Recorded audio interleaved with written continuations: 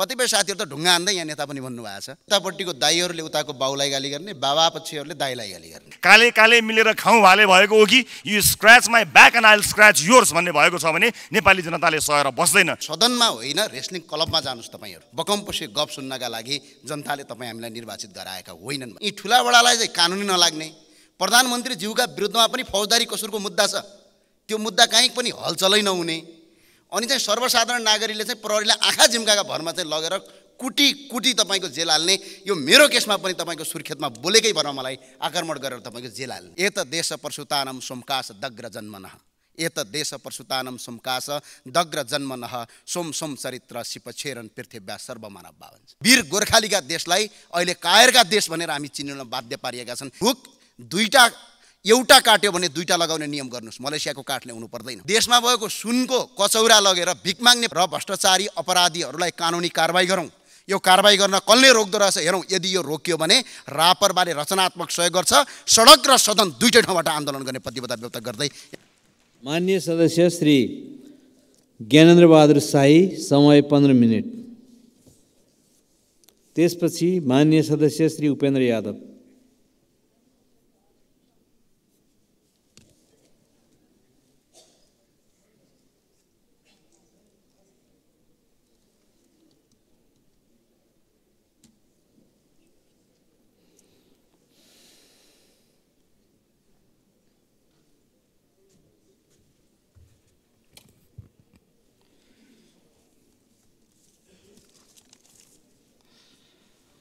सम्माननीय सभामुख महोदय र माननीय ज्यूहरू, आज यो संसदमा उभिँदै गर्दा म त यो रेस्लिङ क्लबमा आए जस्तो पो महसुस भयो। यो एउटा उतापट्टि बस्ने यतापट्टि गाली गर्ने, यतापट्टिको दाइहरुले उताको बाउलाई गाली गर्ने, बाबापक्षीहरुले दाइलाई गाली गर्ने, यो परम्पराले संसदमा अहिले पनि एक दिनमा 10 लाख भन्दा बढी खर्च हुन्छ संसद चलाउँदा। फेरि पूर्व प्रधानमन्त्रीहरु आउने, हामीले पहिला कस्तो हुन्थ्यो भने महाभारत यसो सुन्न जाँदाखेरि त्यो सुन्थ्यौँ हामीले, सिरियल सुन्दाखेरि बोर लाग्ने जसरी 2-3 घण्टासम्म तपाईको भाषण ठोकै गर्ने। त्यो भए हुनाले म अनुरोध गर्न सदनमा होइन रेस्लिङ क्लबमा जानुस् तपाईहरु। संसदमा तपाईको यत्रो बजेट खर्च गरेर बकमपसे गफ सुन्नका लागि जनताले तपाई हामीलाई निर्वाचित गराएका होइनन् भन्ने मलाई लाग्छ। सर्वप्रथम त यो भुटानी शरणार्थी केस आयो यहाँ, यो नीति तथा कार्यक्रम त सँगसँगै छ। यो अचम्मको देश लाग्छ मलाई। प्रधानमन्त्रीजी यही हुनुहुन्छ। यो कानुन चाहिँ दुईटा लेखौँ भन्छु म, किन एउटै कानुन लेखे? यी ठुला बडालाई चाहिँ कानुनी नलाग्ने, प्रधानमन्त्री ज्यूका विरुद्धमा पनि फौजदारी कसुरको मुद्दा छ, त्यो मुद्दा कहीँ पनि हलचलै नहुने, अनि चाहिँ सर्वसाधारण नागरिकले चाहिँ प्रहरीलाई आँखा झिम्काका भरमा चाहिँ लगेर कुटी कुटी तपाईको जेल हाल्ने, यो मेरो केसमा पनि तपाईको सुर्खेतमा बोलेकै भरमा मलाई आक्रमण गरेर तपाईको जेल हाल्ने। त्यसो भने कानुन सबका लागि बराबर भनेर किन लेखेको? कानुन हाम्रा लागि अलग्गै हो, हामी यसो प्रधानमन्त्री सभामन्त्री भएका नेताहरूलाई अलग्गै हो, जनताका लागि अलग्गै हो भनेर लेखौँ न संविधानमा प्रष्टै। अनि जनतालाई पनि ढुक्क हुन्छ, ओहो कानुन त अलग अलग छ भन्ने। यस्तो किसिमको देशले, यस्तो किसिमको नीतिले मुलुक कहिले पनि विकास हुँदैन। र अर्को कुरा यसो हेर्छौँ, शिक्षामा चाहिँ गजबको व्यापार गर्छन्। यहाँ आएका माननीय ज्यूहरूका कतिका कलेज छन्, कतिका हस्पिटल छन्। के गर्ने? राजनीतिक दल खोल्ने, विद्यार्थी सङ्गठन खोल्ने, अनि विद्यार्थी सङ्गठनको केही भएन भनेर यहीँ सदनमा आएर उफ्रिने। फेरि विद्यार्थी सङ्गठन खोलेर भएका जुन स्कुल हिजो राजाहरूले बनाइदिएका स्कुलहरू कलेजहरू सबै बन्द गर्न लगाउने, त्यहाँ नारा लेख्ने, भित्तामा लेख्ने, दुनियाँ गर्ने, तोडफोड गर्ने, अझ सकिन्छ भने त्यहाँको क्याम्पस टिपलाई पनि कुटपिट गर्ने। त्यो जसरी पनि तपाईको सरकारी स्कुल बन्द गराउने, सरकारी क्याम्पस बन्द गराउने, अनि निजी स्कुल खोल्ने, निजी स्कुल र क्याम्पस खोल्ने, चर्को स्कुलको दाम लिने, अनि त्यसपछि हस्पिटलमा पनि त्यस्तै गर्ने, कर्मचारी ट्रेड युनियन दुनियाँ खोल्ने, अनि भएका तपाईको जति पनि तपाईको काम नलाग्ने सामग्री किनेर दिने, अनि प्राइभेट स्कुल यही नेताहरूले खोल्ने, प्राइभेट हस्पिटल यिनै नेताहरूले खोल्ने, अनि जनतासँग चर्को रकम असुल्ने। अनि यो नीति तथा कार्यक्रम चाहिँ मलाई कस्तो लाग्यो भने बागबजारमा फोटोकपीमा पाइन्छ। यो बागबजारमा 1000 रुपियाँ तिरे भनेपछि 3-4 पत्ती फोटोकपी गरिदिन्छ। त्यस्तो किसिमको नीति तथा कार्यक्रम ल्याउने, अनि यहाँ मुलुकलाई तपाईको अहिले पनि तपाईको समयको बर्बाद गर्ने किसिमको काम भइरहेको छ। यदि साँच्चै तपाईको मुलुकलाई अगाडि बढाउने हो, यदि साँच्चै देशलाई अगाडि बनाउने भने एकजना सांसदले पनि प्रतिनिधि सभाको सांसद भएपछि हस्पिटल र स्कुल खोल्न पाउँदैन भन्ने नीति यहीँबाट पारित गरौँ। त्यसपछि मात्र नेपालमा शिक्षा र स्वास्थ्यमा क्रान्ति गर्न सकिन्छ, होइन भने मुलुक अगाडि बढ्न सक्दैन। मलाई त्यो लाग्छ। अनि मलाई अचम्म लाग्छ यो नाम चाहिँ पत्रिकामा भगा आइराखेको छ। हेर्नुहोस् है, पत्रिकामा फटफट आइराखेको छ। अनि तीन दल बसेर खुसु गर्नुहुन्छ यसो बालुवाटारतिर लुकी। अनि त्यो गरिसके पछाडि चाहिँ मुद्दा कमजोर हुँदै जान्छ। आज नेपाल प्रहरीका आइजिपीका विरुद्धमा पनि तपाईँको पत्र पत्रिकामा आएको छ। एउटा कर्मचारीलाई निलम्बन गरेर छानबिन गर्ने कि नगर्ने। त्यति मात्र होइन, अन्य नेताहरूको आइराखेको छ। तिनीहरूलाई चाहिँ के गर्ने? उम्काइदिने। त्यसो भने कानुन दुईटा लेख्नु सके नै भनिसकेँ मैले, एउटा कानुनले काम गर्दैन। किनभने यस्तो किसिमको कानुनी प्रवृत्तिले आज मुलुक अगाडि बढ्न सक्दैन। सो माननीय सभामुख महोदय, यहाँ यसरी भन्ने गरिएको छ हाम्रो देश, एत देश परशुतानम सोमकास दग्र जन्मनः, एत देश परशुतानम सोमकास दग्र जन्मनः सोम चरित्र सिपछेरन पृथ्व्या सर्वमानव भन्छ। यो हाम्रो पृथ्वी अर्थात् यो नेपाल भन्ने धरतीमा जन्मेका मान्छेले संसारभरि ज्ञानको ज्योति दिन्छन् भन्ने देश हो। भगवान गौतम बुद्धको देश हो यो, माता सीताको जन्मभूमि हो। त्यति मात्र नभएर यो 33 कोटी देवताको वासस्थान हो, शिवको आराधना केन्द्र हो। त्यति मात्रै नभएर यो तपाईँको भिरकुटीको देश हो, यो अरनीको देश हो, गुरु वेदव्यासको जन्मभूमि हो, वाल्मीकिको आश्रम भएको देश। आज संसारको उत्कृष्ट देश रोजी र रोटीका लागि, एक गाँस खानाका लागि र एक सरो कपडा लाउनका लागि दैनिक एक वर्षमा 6,30,000 भन्दा बढी युवाहरू झन्डै विदेशी जानुपर्छ र अर्का विदेशीका अगाडि भिख माग्नुपर्छ। यो भिख माग्ने व्यवस्था र भिख माग्ने नीति बनाउने कोही गाउँको कर्मचारी या गाउँको किसान, कोही मजदुर होइन। यही सदनभित्र बसेका तपाईँ हामी नै हो, यसको दोषी हो हामी। त्यो भएको कारणले गर्दा वीर गोर्खालीका देशलाई अहिले कायरका देश भनेर हामी चिन्न बाध्य पारिएका छन्। यसलाई हामीले परिमार्जन गर्नुपर्छ भन्ने मलाई लाग्छ। शिक्षा चाहिँ गजबको नीति तथा कार्यक्रम पढेँ, यसमा चाहिँ यो शिक्षाको बारेमा कहीँ कतै छैन। यो सुगा रटाई शिक्षा भन्छ, जति पढ्यो त्यति बेरोजगार हुने। आज सडकमा कसले ढुङ्गा हान्छ? डिग्री पढेकै विद्यार्थीले ढुङ्गा हान्छ। कोही गाउँको किसानले त ढुङ्गा हाने देखेको छैन मैले। बरु किसानहरू माइतीघर मण्डलामा आएर शान्तिपूर्ण आन्दोलन गरेर हाम्रा कुरा सुनिदेऊ भन्छन्।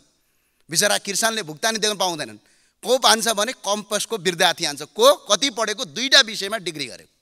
त्यही मान्छेले सडकमा टायर बाल्छ, सिसा फोड्छ। कतिपय साथीहरू त ढुङ्गा हान्दै यहाँ नेता पनि बन्नुभएको छ, रेलिङ तोड्दै पनि बन्नुभएको छ।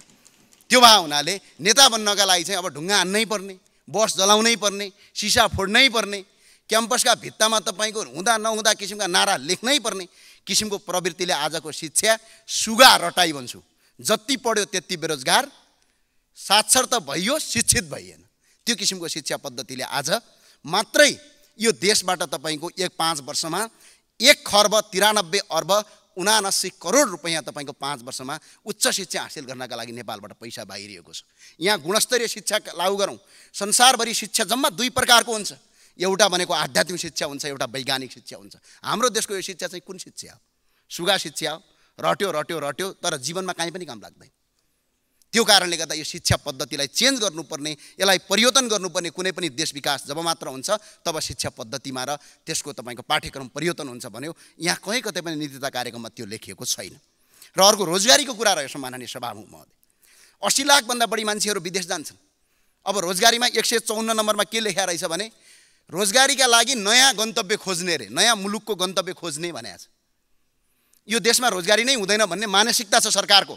सरकारलाई म खुलस्तका साथ भन्न चाहन्छु, यो स्वर्गभूमि हो, यो देवताहरूको भूमि हो। यो 81% हिन्दू र 14% बुद्ध धर्मावलम्बीको देश हो। यो वैदिक सनातनको देश हो। पूर्व पश्चिमाहरू तपाईँको जङ्गलमा हुँदाखेरि तक्षशिला जस्ता विश्वविद्यालय भएको देश हो। हामीले आज पनि यो देशलाई अगाडि बढाउन सक्छौँ। यसका लागि के गर्नुहोस् भने यो म अर्थमन्त्रीज्यूलाई, प्रधानमन्त्रीज्यूलाई म अनुरोध गर्न चाहन्छु, यी कुरा समेट्नुहोस्। यो ट्रेड युनियन भन्ने छ नि, यसलाई खारेज गरिदिनुहोस्। यसले कल कारखाना बन्द मात्रै गरिरहेछ। लगानीकर्ताको लगानी सुरक्षित गर्ने ग्यारेन्टी लगिदिनुहोस्। प्राकृतिक स्रोतको प्रयोग गर्नुहोस्। जस्तै रुख एउटा काट्यो भने 2टा लगाउने नियम गर्नुहोस्। मलेसियाको काठले हुनु पर्दैन। जडीबुटीहरू किसानलाई उत्पादन गर्ने दिने कानुन बनाउनुहोस्। जडीबुटी जहाँ पाए त्यहीँ किसानलाई उत्पादन गरेर बेच्ने नीति बनाउनुहोस्। अनि विदेशी मदिरा चाहिँ चट्ट परेर खाने, अनि लोकल मदिरालाई चाहिँ पुलिस गएर घर घरमा तोडफोड गर्ने होइन। लोकल मदिरालाई पनि तपाईँको गुणस्तर मापदण्ड चेक गरी खुला बेच्ने, विदेशी मदिरा रोक्ने कानुन बनाउनुहोस्। तब मात्र देशको अर्थव्यवस्था बलियो बन्छ। खानीहरू तपाईँको पूजा गर्नलाई बने जस्तो भएको छ। एउटा घन्टा लगेर खानी कहाँ छन् टङ टङ टङ टङ बजाउनु पर्यो। अनि खानी छन् भने उत्खनन गर्ने काम अगाडि बढाउनुहोस् र यसरी तपाईँको अगाडि बढाउन सकिन्छ।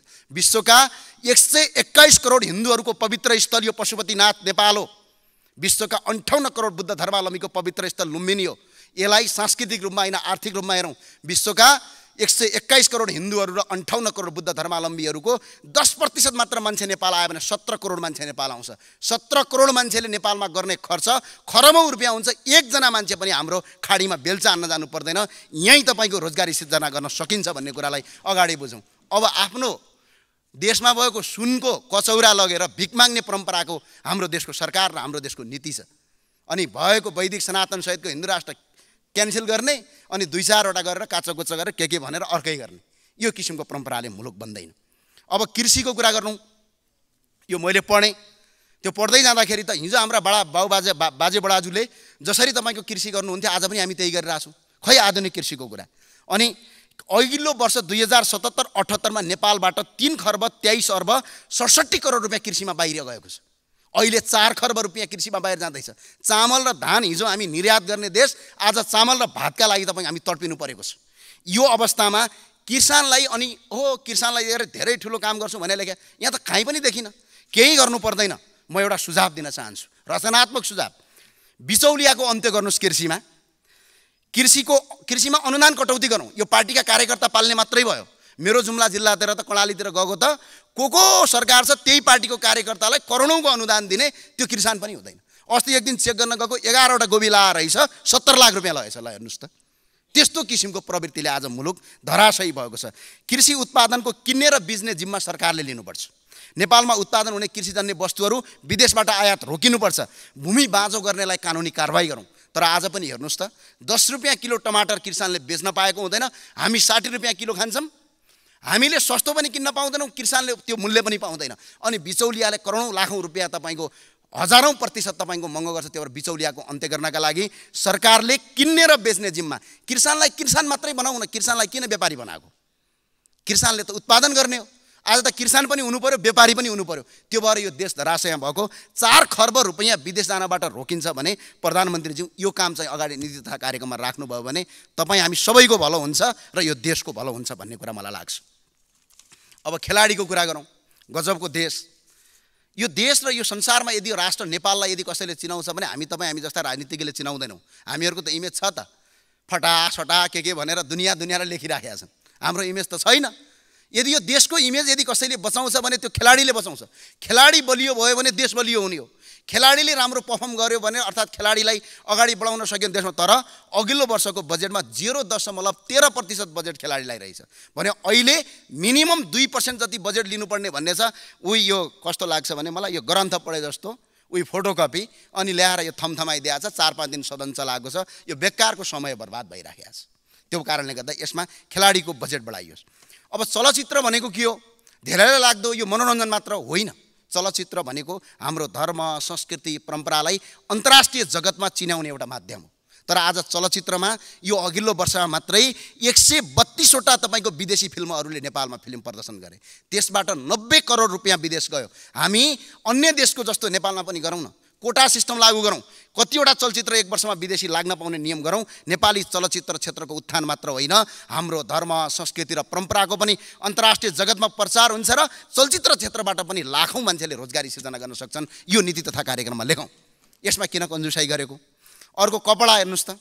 अब प्रधानमन्त्रीजीलाई त धन्यवाद पनि दिन चाहन्छु। अस्ति नेपाली कपडामा आउनुभएको थियो, बडा खुसी लाग्यो मलाई। तपाईले यो परिवर्तनका लागि म विशेष धन्यवाद दिन चाहन्छु। अब अरूले पनि लगाउनु होला भन्ने लाग्छ मलाई। यो नेपाल भन्ने देश हो, हामी नेपाली हौँ। हाम्रो जात एउटा मात्रै छ, त्यो नेपाली हो। देश एउटा मात्रै छ, त्यो नेपाल हो। यहाँभन्दा अर्को कोही हुनै सक्दैन। त्यो भए हुनाले कपडा करिब 3 खर्बको हामीले आयात गर्दा रहेछौँ। 3 खर्ब, अहिले त 4 खर्ब पुग्यो। यो नेपालका जति पनि सरकारी कर्मचारी र यहाँ भएका माननीय सांसदहरूलाई र सरकारी कर्मचारी, सेना, प्रहरी सबैलाई नेपालमा मात्रै बनेको स्वदेशी कपडा लगाउने कानुन आजबाट पारित गरौँ न। 4 खर्ब रुपियाँ यहीँ बच्छ। यसले तपाईँको 60 लाखभन्दा बढी मान्छेलाई रोजगारी यहीँ सिर्जना गर्छ। कोही पनि विदेश जानु पर्दैन। यो किसिमको नीति गरौँ। र यसमा चाहिँ एउटा अर्को कुरा छिराम, कपडा उद्योग खोल्नेलाई बिजुली, पानी र सडकको व्यवस्था गरौँ र कपडा उद्योगीहरूलाई शून्य कर 30 वर्ष 35 वर्षमा कर नलिने नियम बनाऊ न। अनि तपाईँहरू गइहाल्नुहुन्छ। यसो चुनाव आउँछ, भातृ सङ्गठनका कार्यकर्ताहरू चन्दा बोकेर अनि व्यवसायले चन्दा दियो भने ठिक, दिएन भने त बम पड्काइदिन्छु भनिदिन्छन्। बिचरा त्यो व्यवसायी आत्तलिँदै भागेर नेपालमा कपडा व्यवसाय गर्नुको सट्टा विदेशमा जान्छ। त्यसमा ट्रेड युनियन खोल्नु भएको छ तपाईँले। गोर्खाली रबर उद्योग बन्द 30 वर्षमा अघि धेरै काम गरेँ भन्नुभयो, गजबको काम गर्नुभयो। नेपालका 44वटा संस्थान बन्द गर्नुभयो। हिजो हामी भारत र बङ्गलादेशबाट काम गर्ने मजदुर नेपालमा ल्याउँथ्यौँ, अहिले भारत र बङ्गलादेशमा हामी भाँडा बाँध्न जानु परेको छ। गजबकै काम भयो। हिजो 40 वर्ष अगाडि नेपालको एक अमेरिकन $1 बराबर 6 रुपियाँ 25 पैसा थियो हाम्रो मूल्य, हाम्रो करेन्सीको रेट। आज 132 रुपियाँ छ। यो पनि प्रगति नै हो, ठुलै प्रगति भएको छ। आज न्याय पाइँदैन। आज यस्तो किसिमको अवस्था छ। अब बिजुली चाहिँ बङ्गलादेशलाई बेच्ने भनेर नीति तथा कार्यक्रममा लेख्नु भएछ। ल, बङ्गलादेशमा बेच्नु पर्दैन, तपाईँले कर्णालीमा बेचिदिनुहोस्, हामी किन्छौँ, फ्रीमा पनि गर्दैनौँ। कर्णालीका 5वटा जिल्ला र तपाईँको उसमा गर्नुहोस्, कर्णाली प्रदेशमा गर्नुहोस्, हामी तपाईँलाई 1 रुपियाँ पनि निःशुल्क बाल्दैनौँ। त्यो भएको हुनाले वैदेशिक ऋणहरू पनि 21 खर्ब 54 अर्ब 12 करोड छ। त्यही भएर सम्माननीय प्रधानमन्त्री र सम्माननीय सभामुखज्यू सबैलाई मेरो अनुरोध छ, यो नीति तथा कार्यक्रम यो रेस्लिङ खेल्ने गेम जस्तो नबनाऊ र भ्रष्टाचारी अपराधीहरूलाई कानुनी कारबाही गरौँ। यो कारबाही गर्न कसले रोक्दो रहेछ हेरौँ। यदि यो रोकियो भने रापरबारे रचनात्मक सहयोग गर्छ। सडक र सदन दुईटै ठाउँबाट आन्दोलन गर्ने प्रतिबद्धता व्यक्त गर्दै यहाँबाट बिदा हुन्छु। हस्, धन्यवाद। यहाँ कति ठाउँका भ्रष्टाचारका कुरा मान्छे बोल्नै डराउँछ। न्यायालयको भ्रष्टाचारमा बोल्न सातो जान्छ मान्छेको। नेपाली सेनामा भएको भ्रष्टाचारको विषयमा बोल्न सातो जान्छ। र मैले अहिले यति बोलेका कारणले यसको कुन मूल्य चुकाउनु पर्ने छ मलाई थाहा छैन। खेती नै गरेर, उद्योग नै गरेर मुद्दा हाल्ने काम चलिरहेको छ। हामी सबैले न्यायिक प्रक्रियामा जानु हुने, नेपाली नागरिकले, अन्य सबैले उच्च पदस्थहरू चाहिँ खासखुस गर्ने यो भएन। 3 पार्टी मात्र बसेर शङ्काको स्थिति सृजना भयो भनेको कुरा स्याल पनि करायो, कुखुरो पनि हरायो। त्यस कारणले यो कुरालाई ध्यान दिनुको लागि प्रधानमन्त्रीजी तपाईँले म मुटु कमाउँदैन भन्नुभएको छ। अब म तपाईँको मुटु चेक गर्न चाहन्छु। कुन अस्पतालमा चेक गर्ने भन्नुहोस्। काम्दैन भनेको तपाईँको मुटु काम्यो कि भन्ने मलाई शङ्का लागेको छ। जस्ता जस्ता मान्छेहरूको नाम क्रमशः आउँदैछ। एकपटक बयानका लागि पनि नबोलाउनु भनेको अविश्वासको वातावरण सिर्जना भएको छ। सामसुम थामथुम नगर्नु होला। 3 पार्टी बसेर तपाईँहरूले खासखुस गर्नुभयो भनेर हामीले भनिरहेका थियौँ नि। मेरै उदाहरण दिन्छु। म आउँछु बयान दिन, म तयार छु भनिरहेको मान्छेलाई न्युज रुमभित्र बुट बजारेर समातेर मध्यरातमा लिएर जानुभयो। अरूको हकमा किन त्यस्तो हुन सक्दैन? बराबर हुनुपर्छ। न्यायिक प्रक्रियामा हरेक नागरिकले सहयोग गर्नुपर्छ। कम्तीमा राज्यले छानबिन गर्न सक्छ, विश्वासको वातावरण सिर्जना गर्न सक्छ। नाम आएका मान्छेहरू देखिनुहुन्छ, त्यसपछि कोही बेपत्ता भयो भन्ने थाहा हुन्छ, त्यसपछि बेपत्ता भएको केही समयपछि सामसुम हुन्छ, बयान लिने काम सकिन्छ। हाई प्रोफाइल भन्ने हुँदैन, फाइलको कुरा हुन्छ। प्रोफाइलले काम गर्दैन। अपराध अनुसन्धानमा सबैले सघाउनुपर्छ। सम्माननीय सभामुख महोदय, सरकारले आगामी आर्थिक वर्ष 80-81 का लागि प्रस्तुत गरेको नीति तथा कार्यक्रमलाई मैले केही वर्ष अगाडिका अथवा अघिल्ला वर्षहरूका नीति कार्यक्रमहरूसँग दाँजेर पनि हेरेँ। यसमा मैले खास तात्विक भिन्नता पाउन पनि सकिनँ र यही गठबन्धनले मानुस अब गत वर्ष नै ल्याएको नीति र कार्यक्रमलाई नै त्यसैलाई नै अब हामी यसैलाई निरन्तरता दिन्छौँ भनेको भए पनि खासै फरक पर्ने जस्तो चाहिँ मैले देखिनँ। शिक्षा स्वास्थ्यमा लगानी गर्ने, रोजगारी प्रवर्धन गर्ने, पूर्वाधार विकास गर्ने, भ्रष्टाचार नियन्त्रण गर्ने, सुशासन कायम गर्ने र हरेक मन्त्रालयका यो भिजन स्टेटमेन्टहरू जस्ता देखिने चाहिँ वाक्यहरू गत वर्ष पनि थिए, अहिले पनि छन्। यी गलत छैनन्, तर राज्यले लिने नीति यिनै हुन्। त्यस कारणले यसमा मेरो खास भन्नुपर्ने कुरा केही पनि छैन। तर खास कुरा के भने यी नीतिहरू चाहिँ यो वास्तवमा यो संविधानको विशेष गरेर धारा 49 मा तपाईँले हेर्नुभयो भने राज्यका निर्देशक सिद्धान्त र नीति अन्तर्गत उल्लेख गरिएका कुराहरू नै छन्। त्यसैले हरेक वर्ष संसदमा यो पढ्ने कामको चाहिँ मैले उपादेयता देखेको छैन। मलाई माफ गर्नु होला, यो पढ्ने मात्र काम भएको जस्तो देखिन्छ। त्यसमाथि अझै यो छलफल गर्ने क्रममा चाहिँ सरकारले संशोधन नगर्ने, सत्तारूढ गठबन्धनका मान्यज्यू यहीँ हुनुहुन्छ, उहाँले नै भन्नुभयो कि यसमा कुनै छलफल पनि हुँदैन, कार्यक्रम सच्याउने संसदीय अभ्यास छैन भन्नुभएको छ। हामी चाहिँ यो कर्मकाण्डी अभ्यास परिवर्तन गर्नुपर्छ भनेर आएका दल हौँ। त्यसैले संसदको बहसको यो महत्त्वपूर्ण समय यसको कुनै अर्थ छैन, यसको मान्यता छैन भने यसलाई यसो भन्न सकिन्छ, यो हामी 275 जना मध्ये कसले चाहिँ राम्रो बोल्ने भन्ने यो वक्तृत्व कला प्रतियोगिताको रूपमा हेर्ने हो भने मात्र हो, नत्र चाहिँ सच्याउनुपर्छ, सच्चिनुपर्छ भन्ने लागेको सरकारलाई छ। र रचनात्मक प्रतिपक्षका हिसाबले यदि सरकारले त्यस्तो भन्छ भने यो विश्वाससहित म आफ्ना केही विचार र सुझावहरू यस सदनमा राख्न चाहन्छु। त्योभन्दा पहिला पूर्व प्रधानमन्त्रीहरू, लामो समयदेखि राजनीति गरिरहनुभएका आदरणीय नेताजीहरूले यहाँ संसदको रोस्ट्रममा आएर एकअर्कालाई छेडखानी गरेको, मैले मेरो कार्यकालमा यसो गरेँ उसो गरेँ भनेर भन्नुभएको कथाहरू हामीले पढ्यौँ। तपाईँहरूले यो 30 वर्ष के गर्नुभयो, कसो गर्नुभयो भन्ने कुरा बुझ्नका लागि एकपटक कान्ति बाल अस्पताल जानु होला। सरकारी कुनै अस्पताल जानु होला, गरिब विपन्न मान्छेहरू पढेका विद्यालयहरू जानु होला, विभिन्न तपाईले चुनेको जानेको ठानेको यहाँ जान्छु भनेर तपाईले चुज गरेको ठाउँमा गएर हेर्नु होला। यो 30 वर्षमा भयो के चाहिँ एउटा सानो दृष्टान्त प्रस्तुत गर्न चाहन्छु। आजभन्दा 30 वर्ष अगाडि हाम्रो बजेटमा 100 रुपियाँमा 30 रुपियाँको तलब हामीले खुवाउँदा रहेछौँ, 70 रुपियाँ विकास गर्दा रहेछौँ। अहिले तपाईहरुले दाबी गर्नुभयो नि हामीले यसो गर्यौं उसो गर्यौं भन्दा, अहिले ठ्याक्कै उल्टो, हामी 70 रुपियाँको तलब खुवाउने र 30 रुपियाँ बजेटमा खर्च गर्ने हैन छुट्याउने यो अवस्थामा हामी आएका छौँ। त्यसकारणले यो 30 वर्षको मूल्याङ्कन गर्दा संसदमा उभिएर तपाईहरुले एकअर्कालाई छेडखानी गरिरहनु पर्दैन। त्यसका लागि एकअर्काको घरमा गएर चिया खाएर कुराकानी गर्नुस्, मजाले गफ गर्नुस्। यो महत्त्वपूर्ण नेपाली जनताले आशा गरेर हेरिएको संसदलाई त्यसको दुरुपयोग नगरिदिनु म अनुरोध गर्न चाहन्छु। चिया खाने ठाउँको अभाव छ भने हामी नयाँ नेताहरू घरमा आउनुहोस्, केही फरक पर्दैन, तपाईहरुकैमा जानुपर्छ भन्ने छैन। अब चिया खाने थलो परिवर्तन गर्नुहोस्, अब चिया खाने थालो नयाँ भर्खरै आएका सांसदहरूलाई पनि भेटघाट गर्नुहोस्, नयाँ दलहरूसँग पनि भेटघाट गर्नुहोस्। त्यसरी अभ्यास गर्नुभयो भने एउटा राम्रो अभ्यास बस्न जान्छ। सामान्य सभामुख महोदय, यस नीति तथा कार्यक्रममा मुलुकको वर्तमान अवस्थाको इमानदार समीक्षा हुनुपर्छ जस्तो लाग्दछ। 5 महिना सरकार गठनमा गयो र पुनर्गठनमै गयो, हामीले सबैले देख्यौँ।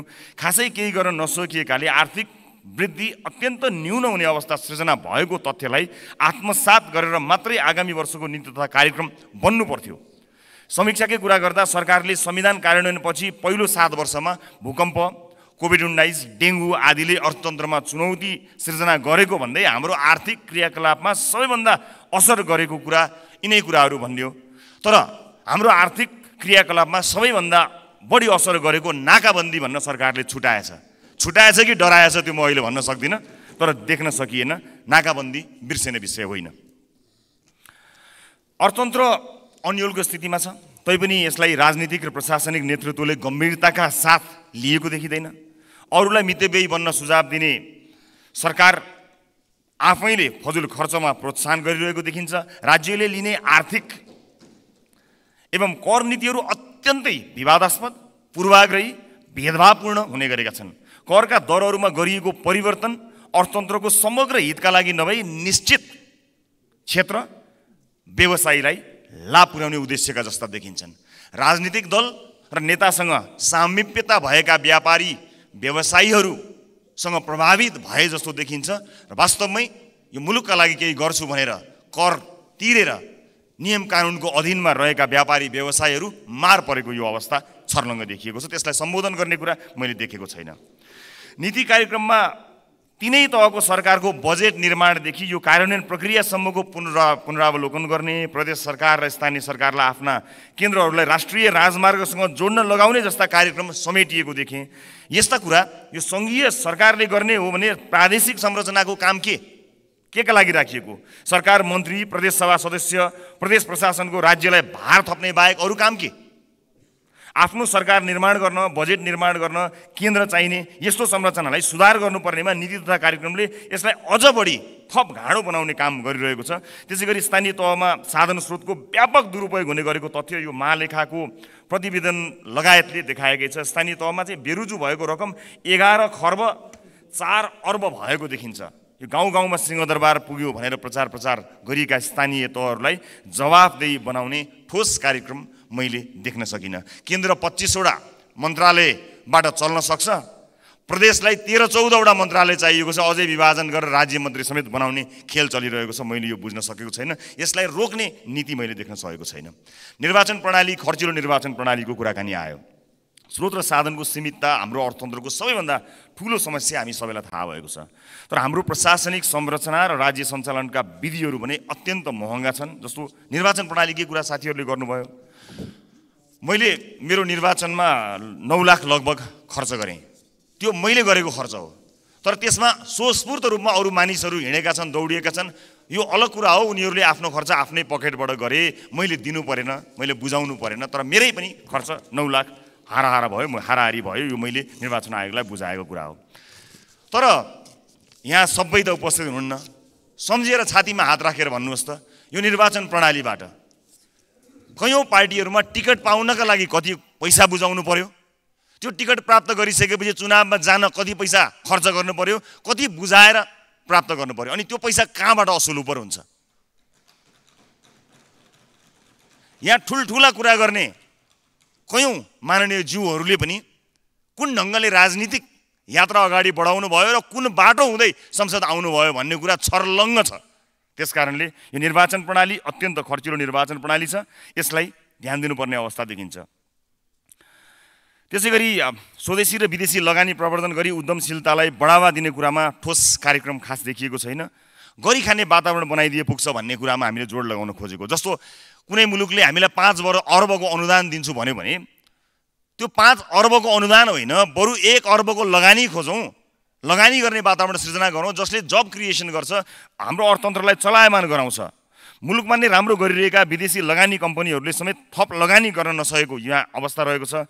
त्यस्ता समस्यालाई सम्बोधन गर्न सरकारले के नीति लिँदैछ हामीलाई थाहा छैन। यो देश गरी खाने देश हो, मागी खाने देश होइन। त्यसकारणले देशलाई गरी खाने देशका रूपमा नीति बनाउनु पर्ने हो। मैले नीति कार्यक्रममा त्यो देखिरहेको छैन। हामी यो रिजनकै बढी ट्याक्स लिइरहेका छौँ, 22-23% ट्याक्स लिइरहेका छौँ भनिएको छ। कम्तीमा पनि कम्पिटिटिभ हुनु पर्यो। यो रिजनकै सबैभन्दा महँगो ट्याक्समा हामी बसेका छौँ र केही रिपोर्टहरूले, केही इन्डेक्सहरूले के भनेका छन् भने ट्याक्स 22-23% छ, अनि घुस कति भनेर सोच्दाखेरि लगभग 30% जति देखिएको छ।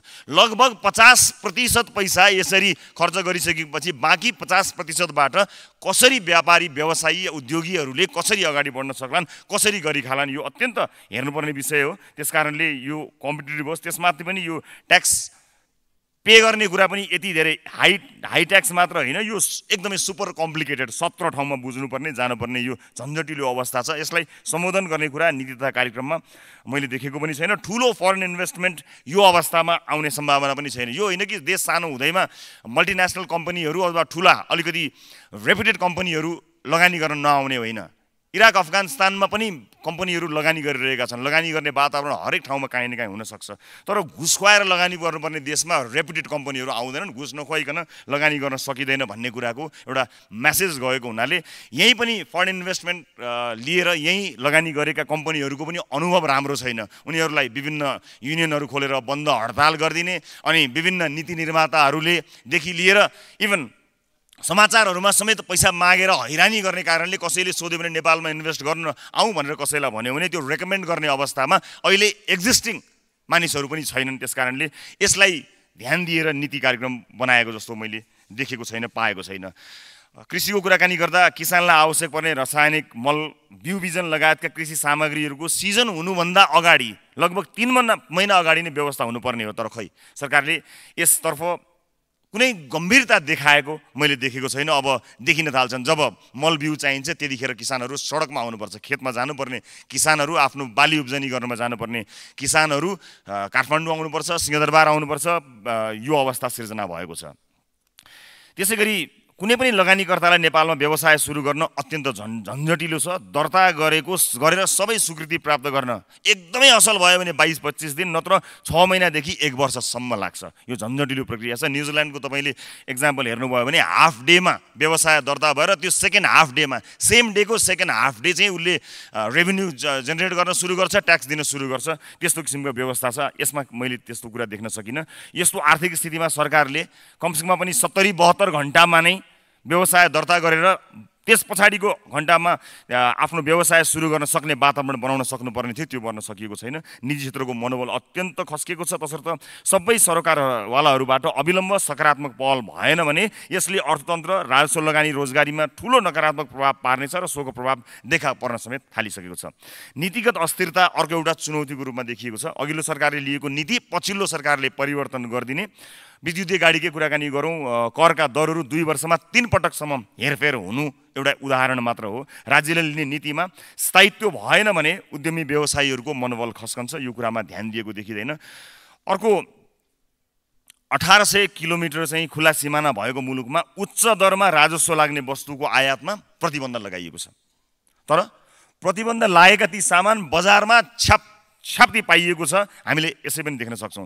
यसबाट एकातिर राज्यले पाउनुपर्ने राजस्व गुमाइरहेको छ भने अर्कातिर अनधिकृत कारोबारीको मनोबल बढिरहेको छ। कानुन सम्बद्ध व्यवसाय गर्ने व्यवसायीहरूलाई चाहिँ त्यस्तो किसिमको वातावरण सिर्जना गरिएको छैन र पैसा कमाउनु व्यापार व्यवसाय गर्नु र उन्नति गर्नु भनेको लगभग व्यापारीहरूलाई चोर डाकाको संज्ञा दिइएको छ। त्यो एउटा अपमानित वातावरण सिर्जना भएको छ। जसले चोरी गरेको छ, ठगी गरेको छ, राज्यले आफ्ना नीतिहरू मार्फत, कानुनहरू मार्फत उसलाई कानुनी दायरामा ल्याओस्, नत्र व्यापारी व्यवसायीले आफ्नो व्यापार व्यवसाय 2 गुणा 4 गुणा 10 गुणा बढाउन सक्ने वातावरण सिर्जना होस्। जसले गलत गरेको छ ऊ कारबाहीको दायरामा आओस्, तर जसले काम गरिरहेको छ उसले आफ्नो व्यवसाय बढाओस्। त्यसका लागि देखिँदैन यो अनुगमन गर्न जाने अनि दुःख दिने। त्यो अनुगमन भनेको अनुगमन होइन, दसैँ तिहारतिर चाहिँ खर्च लिन जाने, यस्तो किसिमको हैरानीले गर्दाखेरि व्यवसायीहरूलाई मार परेको अवस्थालाई यसलाई चिर्नको निमित्त सरकारले ध्यान दिएको छैन। आज कुनै पनि व्यवसायीले दसैँ तिहारमा कर्मचारी या अनुगमनकर्ताहरूलाई कम्तीमा पनि 1 बोतल रक्सी नबुझाइकन सुख पाउँदैनन्। यो अवस्था सिर्जना भएको छ। यो लाजमर्दो अवस्था हो। अनि नेताहरूको संरक्षणमा जानुपर्ने अवस्था सिर्जना भएको छ। कुनै पनि व्यापारी व्यवसायीलाई कुनै अमुक दलको नेताले संरक्षण गर्ने होइन, देशको नीतिले संरक्षण गर्ने हो। उसका घर कोठामा चाहेर जाने होइन, राज्यको नीतिले उसलाई संरक्षण गर्नुपर्ने हो। तर आज दुर्भाग्य व्यापारी व्यवसायी उद्योगपतिहरू आफ्नो फ्याक्ट्रीमा भन्दा नेताको कोठाचोटामा जानुपर्ने बाध्यता अवस्थामा सिर्जना भएको छ। यो अन्त्य गर्ने किसिमको मैले यसमा देखेको छैन। त्यसैगरी अलिकति म यहाँ वैदेशिक व्यापार र अनि सम्भावनाको कुरा केही थप्न चाहन्छु। यो उच्च लागत, पर्याप्त पुँजी र प्रविधि लगानीको अभावमा हाम्रा उत्पादनहरूको प्रतिस्पर्धा गर्ने क्षमता कमजोर भएको छ, जसले गर्दा निर्यात गरेर लाभ लिन सकिने अवस्था पनि छैन। तर कतिपय वस्तुमा मुलुकलाई आत्मनिर्भर बनाउन सकिने ठाउँहरू प्रशस्त छन्। स्वदेशी उत्पादन गर्न सकिने कृषि वस्तुको आयात प्रतिस्थापन मात्र गर्न सके पनि वार्षिक 1 खर्बभन्दा बढी आयात रोक्न सकिन्छ। यसबाट ठुलो सङ्ख्यामा रोजगारी समेत सृजना हुन सक्छ। विशेष गरेर मेरो निर्वाचन क्षेत्र चितवनमा मेडिकल पर्यटन, शैक्षिक पर्यटनको ठुलो सम्भावना छ। यसमा सरकारको नीति तथा कार्यक्रमले कहीँ कतै छोएको मैले देखेको छैन। यसबाट शिक्षाका लागि विदेशी नै समस्या हल हुन्छ। त्यही शिक्षामा विदेशमा जाने पैसा रोकिन्छ। यो विदेशी मुद्राको बहिर्गमन हामीले रोक्न सक्छौँ। अहिले छिमेकी मुलुकका अस्पतालहरूमा अझ विशेष गरेर क्यान्सरका बिरामीहरूको अवस्था हेर्नुभयो भने त्यहाँ लाइन लागेको देखिन्छ, त्यहाँ समय नै पाउनुहुन्न। त्यहाँ जानुभयो भने नेपाली बिरामीहरूको चाप त्यहाँ सबभन्दा बढी देखिन्छ। यसले के सङ्केत गरिरहेको छ भने हामीसँग भएको यो सम्भावनाहरूलाई हामीले बन्द गरिरहेका छौँ। त्यसलाई रोक्ने कुनै सम्भावना देखिएको छैन। यसतर्फ सरकारको नीति अत्यन्त कमजोर देखिएको छ। अब भ्रष्टाचारको कुरा गर्न नै परेन। यो कर छली अहिले सर्वत्र छ। भ्रष्टाचारमा नेपालमा भ्रष्टाचार खुलेआम चलिरहेको छ भन्ने कुरा शिरदेखि पाउसम्म व्यक्ति र निकायले भ्रष्टाचारमा बदनामी कमाएको कुरा मैले अहिले भनिरहनु पर्दैन। घुस नदिइकन काम बन्छ भनेर आम नागरिकलाई कहीँ कतै विश्वास लाग्ने अवस्था छैन। कल्पनै गर्न नसक्ने गरी भ्रष्टाचार काण्ड दिनौँ जस्तो सार्वजनिक भएको छ। सबभन्दा डरलाग्दो विषय चाहिँ के भने राजनीति र प्रशासनको उच्च तहको मिलेमतो र संरक्षणमै ठुल्ठुला भ्रष्टाचार काण्ड भइरहेका छन् र यसलाई हामीले सामान्य बनाएर गइसकेका छौँ। अहिले भएकै नक्कली भुटानी शरणार्थी कार्य यो जुन प्रकरण छ यसमा नै बालुवाटारभित्र पैसा बुझाएको, सिंहदरबारभित्र पैसा बुझाएको, मन्त्री क्वार्टरभित्र पैसा बुझाएको जस्ता विवरणहरू आइरहेका छन्। म कसैले आरोप लगाएको भरमा नै कसैलाई दोषी भन्न गइरहेको छैन। तर कम्तीमा राज्यले छानबिन गर्न सक्छ, विश्वासको वातावरण सिर्जना गर्न सक्छ। नाम आएका मान्छेहरू देखिनुहुन्छ, त्यसपछि कोही बेपत्ता भयो भन्ने थाहा हुन्छ, त्यसपछि बेपत्ता भएको केही समयपछि सामसुम हुन्छ, बयान लिने काम सकिन्छ, त्यसपछि ढ्याक्कै प्रकट हुनुहुन्छ, कोही संसदमा प्रकट हुनुहुन्छ, कोही मिडियामा तामा तुलसी छोएर कसम खाएर प्रकट हुनुहुन्छ। नाम लिएका सर्वसाधारणको हकमा पनि यही नियम लागू हुन्छ? यो चल्दैन। कम्तीमा पनि प्रहरी प्रशासनले यस्तो गम्भीर विषयमा कसैको नाम आएपछि प्रहरीसम्म बरु रेड कार्पेट ओछ्याइदिनुहोस्, हिलो लाग्छ भनेर, तर प्रहरी कार्यालयमा लगेर बयान लिनुहोस्। नेपाली जनतालाई विश्वास गर्ने वातावरण सिर्जना गर्नुहोस्। त्यसकारणले यसमा सरकारले मुटु कमाए जस्तो लाग्यो। त्यसकारणले अघि प्रधानमन्त्रीजी आउनुभएको थिएन, अहिले आउनुभएको छ। म रिपिट गर्छु, प्रधानमन्त्रीजी तपाईँले म मुटु कमाउँदैन भन्नुभएको छ। अब म तपाईँको मुटु चेक गर्न चाहन्छु। कुन अस्पतालमा चेक गर्ने भन्नुहोस्। काम्दैन भनेको तपाईँको मुटु काम्यो कि भन्ने मलाई शङ्का लागेको छ। जस्ता जस्ता मान्छेहरूको नाम क्रमशः आउँदैछ। एकपटक बयानका लागि पनि नबोलाउनु भनेको अविश्वासको वातावरण सिर्जना भएको छ। राष्ट्रिय अन्तर्राष्ट्रिय क्षेत्रमा बेइज्जत भएको यो विषयलाई सामसुम थामथुम नगर्नु होला। 3 पार्टी बसेर तपाईँहरूले खासखुस गर्नुभयो भनेर हामीले भनिरहेका थियौँ नि, त्यसको गन्ध ठासठुस आयो, संसदसम्म आयो, देशभरि त्यसको गन्ध गयो। त्यसकारणले यो गन्ध रोक्नुहोस्, सोध्नुपर्छ, सोधपुछ गर्नुपर्छ। मेरै उदाहरण दिन्छु, म आउँछु बयान दिन, म तयार छु भनिरहेको मान्छेलाई न्युज रुमभित्र बुट बजारेर समातेर मध्यरातमा लिएर जानुभयो। अरूको हकमा किन त्यस्तो हुन सक्दैन? बराबर हुनुपर्छ। न्यायिक प्रक्रियामा हरेक नागरिकले सहयोग गर्नुपर्छ, चाहे उच्च पदस्थ होस् चाहे जुनसुकै होस्। यसमा हाई प्रोफाइल भन्ने हुँदैन, फाइलको कुरा हुन्छ। प्रोफाइलले काम गर्दैन। अपराध अनुसन्धानमा सबैले सघाउनुपर्छ। मैले कसैलाई आरोप लगाएको होइन र कसैलाई पोल्ने मात्र काम भएको छ भने पनि खबरदारी गर्न चाहन्छु। कहिले कसैको नाम आउने अनि त्यसको नाम आयो भने अर्काको पनि नाम आउने अनि कसैलाई पनि छानबिन नलाउने भएपछि काले काले मिलेर खाउँ भाले भएको हो कि you scratch my back and I will scratch yours भन्ने भएको छ भने नेपाली जनताले सहेर बस्दैन। त्यसकारणले राष्ट्रिय स्वतन्त्र पार्टी यस कुरामा निर्मम छ। यो भ्रष्टाचारका कुराहरूमा निर्मम भएर समीक्षा गर्नुपर्ने हुन्छ। यहाँ कति ठाउँका भ्रष्टाचारका कुरा मान्छे बोल्नै डराउँछ। न्यायालयको भ्रष्टाचारमा बोल्न सातो जान्छ मान्छेको। नेपाली सेनामा भएको भ्रष्टाचारको विषयमा बोल्न सातो जान्छ। र मैले अहिले यति बोलेका कारणले यसको कुन मूल्य चुकाउनु पर्ने छ मलाई थाहा छैन। खेती नै गरेर उद्योग नै गरेर मुद्दा हाल्ने काम चलिरहेको छ। हामी सबैले न्यायिक प्रक्रियामा जानु हुने, नेपाली नागरिकले अन्य सबैले उच्च पदस्थहरू चाहिँ खासखुस गर्ने यो भएन। तीन पार्टी मात्र बसेर शङ्काको स्थिति सृजना भयो भनेको कुरा स्याल पनि करायो कुखुरो पनि हरायो। त्यस कारणले यो कुरालाई ध्यान दिनुको लागि म यहाँबाट विनम्रतापूर्वक अनुरोध पनि गर्न चाहन्छु। र सार्वजनिक शिक्षामा सुधारका कुराहरूलाई ध्यान दिएको त्यति धेरै देखिएको छैन, जसले गर्दा विद्यार्थीहरूको भविष्य सुनिश्चित हुने अवस्था छैन। र हिजोको होइन अस्तिको एउटा रेकर्ड, अध्यागमनको एउटा रेकर्ड मसँग छ। 7,000+ नेपालीले देश छोडेर गए। यो अध्यागमन विभागको हिजोको होइन अस्तिको रेकर्ड मलाई प्राप्त भएको छ। 7,000+ छन्। विदेशमा भएका र गएका युवा र दक्ष जनशक्तिलाई नेपालको आर्थिक विकासमा जोड्ने स्पष्ट नीति मैले सरकारको नीति कार्यक्रममा देखेको छैन। देशका सबै निकायमा रहेका उच्च अहोदाका व्यक्तिहरूका सन्तान विभिन्न देशमा गएको कुरा कसै सामु लुकेको छैन। यही सदनमा उपस्थित र अनुपस्थित या बाहिर लबीमा पनि बसिरहनु भएका कयौँ माननीयहरू हुनुहुन्छ। उहाँहरूका सन्तानहरू विदेशमा आफ्नो भविष्य बनाउनका लागि गइरहनु भएको छ। यस नीति र कार्यक्रममा उहाँहरूकै आफ्नै सन्तानलाई यो देश फर्कौँ लाग्ने चिज मैले कहीँ पनि देखेको छैन। त्यो देखिनु जरुरी छ। यो देश फर्कौँ लाग्ने चिज देखिन जरुरी छ। र वैदेशिक रोजगारमा गएका नेपाली जनताका छोराछोरीहरू जसको रेमिटेन्सबाट हामीले एउटा अर्थतन्त्र धानिरहेका छौँ भनिरहेका छौँ, उनीहरूमाथि अपमानित व्यवहार भएको छ। यहीँदेखि अपमानित व्यवहार हुन्छ। उनीहरूलाई उच्च सम्मान दिन सक्नुपर्छ। त्यसका लागि पनि यस्तो कुनै व्यवस्था देखिएको छैन। एयरपोर्टमा भएको VIP कक्ष वास्तविक VIPका लागि दिउँ, उहाँहरूलाई दिउँ जसको पैसाले जसको पसिनाले यो देशको रेमिटेन्सका कारणले चलेको छ।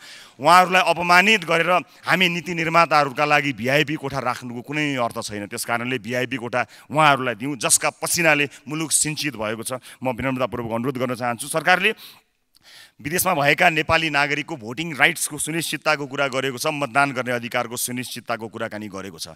यदि सरकारले यो लेखेको मात्र होइन गर्न चाहेको हो भने यसै संसदबाट यसै सदनबाट पास गरौँ, ल्याउनुहोस्, यही सदनबाट पास गरौँ र भोटिङ राइट्स सुनिश्चित गरौँ। जसको नोट चल्छ उसको भोट पनि चल्नुपर्छ। त्यसकारणले यदि सरकार प्रतिबद्ध हो भने त्यसका लागि म सरकारलाई गम्भीरतापूर्वक गम्भीर हुन पनि अनुरोध गर्न चाहन्छु।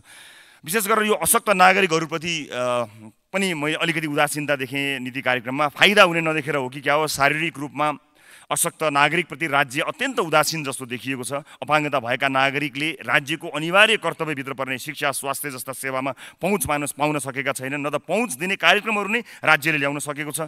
दृष्टिविहीनका लागि अध्ययन गर्ने सामग्री, शारीरिक रूपले अपाङ्गता भएका व्यक्तिहरूका लागि हिँड्ने बाटो जस्ता कुराहरूमा कर्तव्यमा राज्य चुकेको देखिन्छ।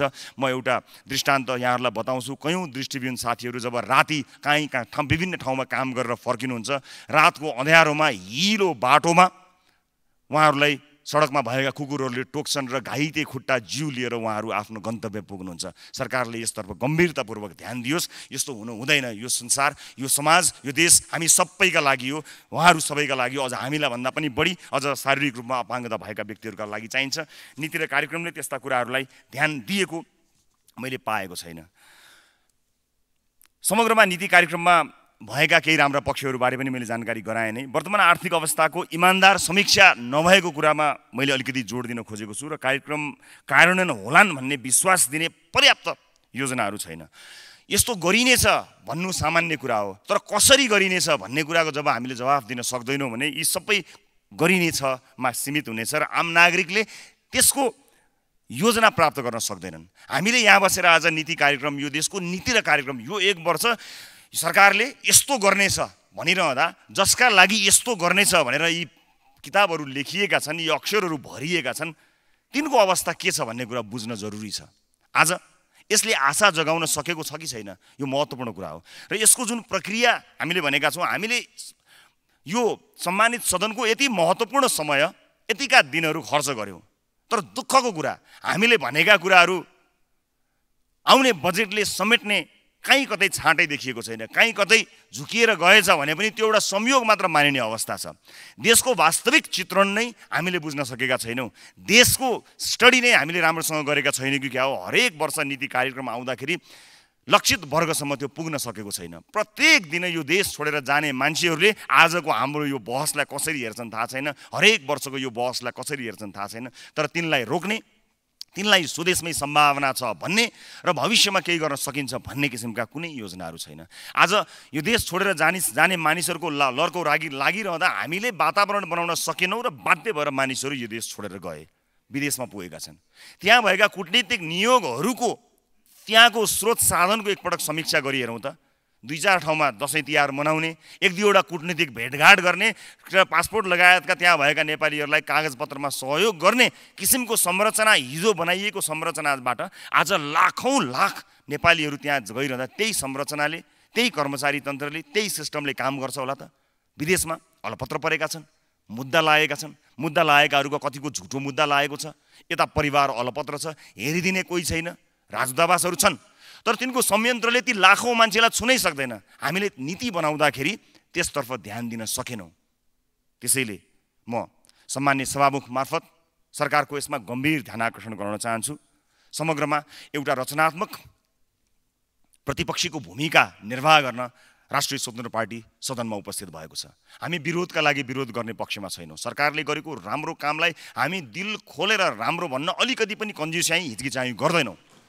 तर सरकारले गलत गरेको छ भने त्यसलाई हामी सदनमा मात्र होइन, सडकमा पनि उठाउन तयार भएर बसेका छौँ। हामी चाहदैनौँ कि जुन किसिमको राजनीति यो देशले वर्षौँ अगाडि भोग्यो, राजनीतिक परिवर्तनका सिलसिलामा ती जायज पनि थिए होलान्, हत्या भयो, हिंसा भयो, मानिसहरू बेपत्ता भयो, त्यो हिजोको आवश्यकता थियो, माग थियो, के थियो, त्यसको समीक्षा विभिन्न ठाउँमा भएकै छन्। तर हामी शान्त विद्रोह गरेर रगतको एउटो थोपो पनि नचुवाइकन, एउटा रेलिङ पनि नभाजिकन, एउटा ढुङ्गा पनि नहाजिकन ब्यालेटबाट यो देश परिवर्तनका लागि आएका हौँ र हामी यो संसदीय अभ्यासमा पनि त्यही अभ्यास चाहन्छौँ। तर सरकारले त्यो छाँट नक्कली भुटानी शरणार्थी प्रकरणमा देखाएको छैन। यस अर्थमा हामी शान्त छौँ, तर मुर्दा चाहिँ होइनौँ। म सरकारको गम्भीर ध्यान आकर्षण गर्न चाहन्छु। समयका लागि धेरै धेरै धन्यवाद दिन चाहन्छु सभामुख महोदय।